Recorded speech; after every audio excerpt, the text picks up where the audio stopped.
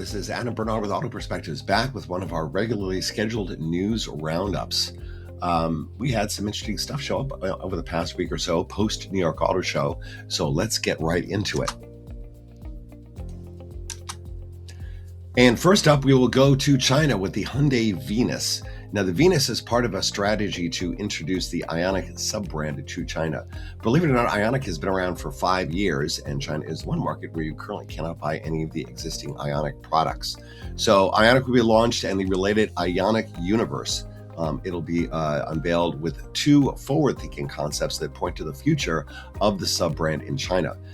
They'll be joined by the first Ioniq product designed specifically for the Chinese market. The Venus, as you see here, is a wedge-shaped sedan, kind of a more angular counterpart to the Ioniq 6 Streamliner, and not unlike the recently canceled Honda Zero Series Saloon.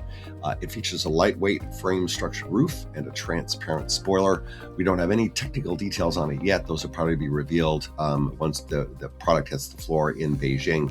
Right now, we just have a couple of photos from Hyundai. Inside, we get a driver-focused wraparound cockpit that evokes Venus's glowing atmosphere with layered moonlighting, so lots of earth tones and gold tones here. There is both suede and chrome gold trim. There is a double-width central and passenger side display. It's not clear exactly where the driver's instrumentation is, if there's a band at the base of the windshield, or if there is a head-up display, or perhaps both. Again, we'll find out more when the vehicle gets unveiled for real in a couple of weeks. The Venus is joined by the Earth. This is a compact SUV that embodies the vitality and biological balance of our home planet, according to Hyundai. It shares some visual cues with the Crater concept that was shown in LA last fall, with both skid plates and exposed bolts. So it's intended to exude kind of a rugged off-road capability here. We do have one shot at the interior. It features air hug seats that are made of soft, individually controllable air modules. There's mood lighting that mimics tree shadows and what Hyundai refers to as shy tech elements. Shy tech or shy technology is a term that I think BMW created, talking about technology that's not really visible until you actually need it. So it's otherwise kind of hidden below the surface.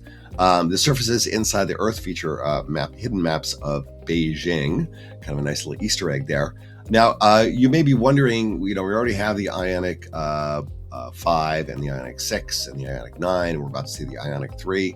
Seems like they're running out of numbers, especially if they're going to do vehicles specific for China.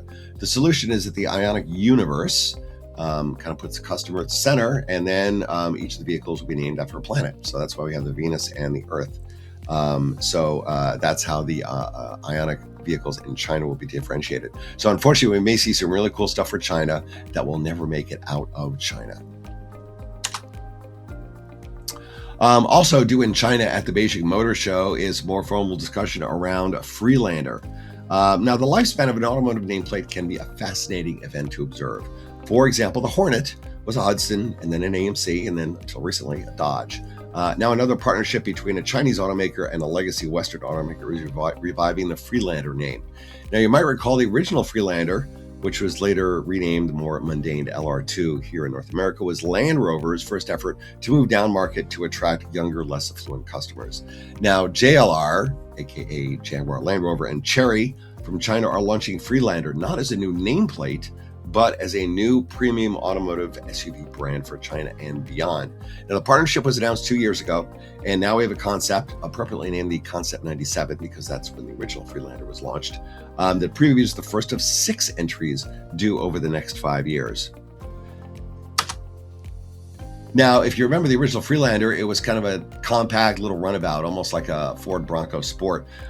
This new Freelander is 5.1 meters long. It is a full-size 3-row vehicle with, in this case, coach rear doors, which probably will not make production because it is a concept. You can see some design details inspired by the original Freelander, notably the surfacing and even the angled C-pillar, which echoes the original 3-door Freelander. It is an 800-volt architecture, so state-of-the-art. It has cell-to-pack platform design that supports EV, EREV, and plug-in hybrid capabilities. So all of the Freelanders will be electrified in some ways, possibly in multiple ways. It uses a Huawei-powered automated driving system with dual optical path LiDAR, and what Freelander calls the world's first intelligent all-terrain system. Power for the Freelander comes from the CATL Freevoy battery. It charges it up to 360 kilowatts and is designed for off-road use because the Freelander is an off-road brand. So there's both underbody protection and an FD polymer coating to protect the battery itself. The interior features a full-width display mounted near the base of the windshield. So it's like the Lincoln Nautilus. It's not quite like the BMW Panoramic iDrive, which uses a much lower profile display and mounted even a little further forward.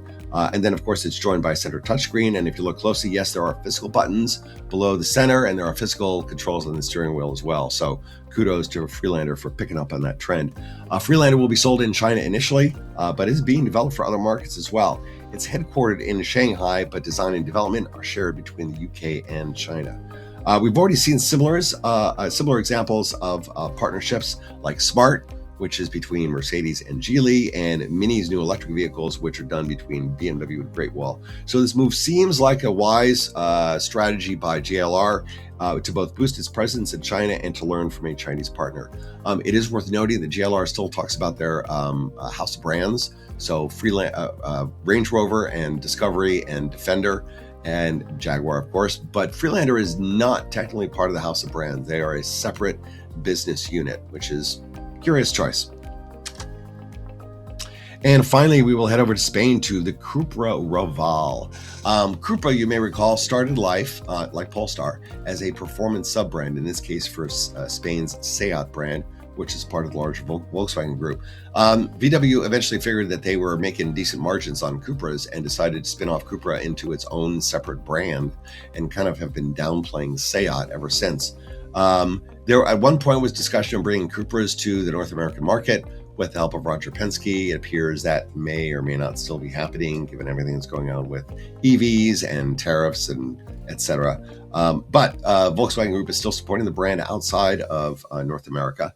And even though it is the newest brand in VW Group, they are the ones who get to fully reveal the first entry off the new low-cost MEB Plus architecture. This is something that slots below the current MEB platform. It's targeted at the B segment. The Raval that you see here will shortly be joined by two SUVs, the VW ID Cross and the Skoda Epic, and then one other hatch, the Volkswagen ID Polo. So a lot of what you see here from a technology standpoint for the Raval will also apply to the upcoming ID Polo.